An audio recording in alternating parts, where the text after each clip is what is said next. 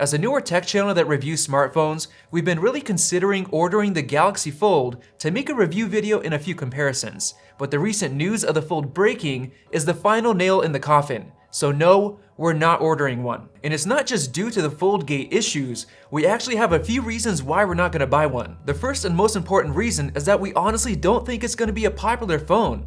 Sure, Galaxy Fold videos are blowing up on YouTube because of all the issues, but once the hype dies down, not many people are gonna care anymore. And that's because most of the views on Galaxy Fold videos are from people who know they won't be buying one anyway. I mean, it costs $2,000, and most people, including us, complain about $1,000 phones. We review tech products, so we're basically required to spend money on expensive phones, a few different iPads, and top-of-the-line 5K iMacs. But $2,000 for an Android phone has you thinking twice. And not only that, but there are many things that are really impractical with the Fold. First of all, it's incredibly thick when folded. It measures out to 15.5 millimeters, basically twice as thick as the Galaxy S10 Plus. It's like sticking two of them in one pocket.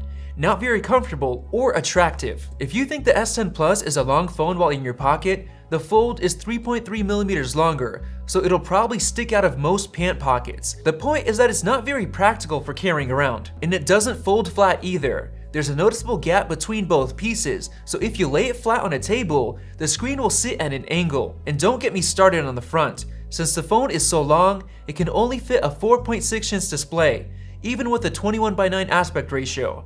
There are large sections of the front that are unused, so it looks pretty ugly compared to most smartphones these days. And you obviously will be using the front display a lot for things like checking notifications and quickly replying to text. Now the folding mechanism seems great, and basically every tech reviewer has been impressed by it, but the problem is in the display itself. Since it folds, it's not glass, and you do see a crease down the center, which I honestly don't think is a big deal since people will get used to it. The problem is that there's no water resistance, and since the display has the bend, it's not scratch resistant.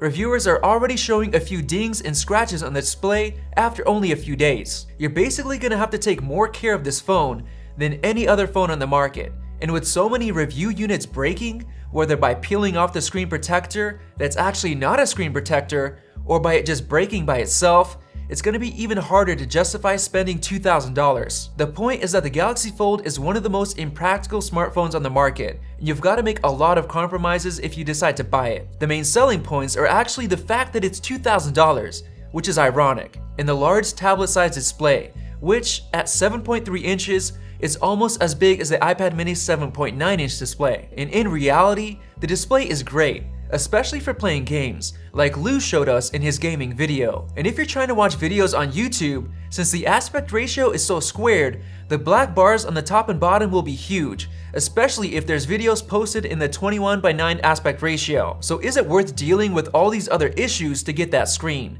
I honestly don't think so. I think it's great that Samsung took the bold step of doing this first, and I know that future iterations of the Fold will solve some of these issues, but for now, it's really not worth buying unless you've got too much cash to care. And that's why we won't be ordering one in for review. It's just too expensive and there are too many drawbacks for the mass market to buy it. After a couple of weeks, the hype will die down, and in the end, it'll just be a big waste of money both from our perspective as reviewers and to those who may actually buy one and have lots of issues with it. If you disagree with this point of view, let me know in the comment section below what you think about the new Galaxy Fold.